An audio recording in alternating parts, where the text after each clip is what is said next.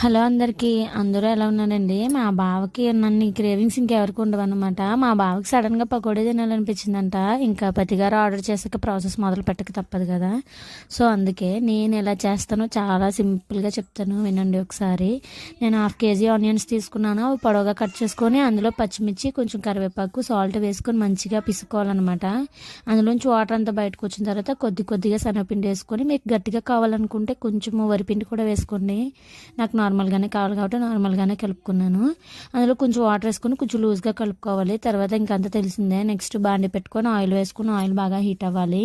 మేము night time అందులోని కట్టెల పొయ్యి ఉండడం వల్ల అసలు వీడియో క్లారిటీ లేదు, ఏమనుకోవద్దు. సో ఆయిల్ బాగా హీట్ అయిన తర్వాత పకోడీలో వేసేసుకోవడమే. ట్రస్ట్ మీ, టేస్ట్ అయితే చాలా బాగుంటుంది.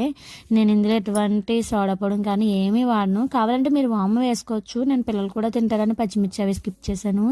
మీకు ఈవినింగ్ స్నాక్ ఏమి ఇష్టమో కామెంట్ చేయండి. మీకు ఎక్కువ ఏం వండుతారో కూడా కామెంట్ చేయండి.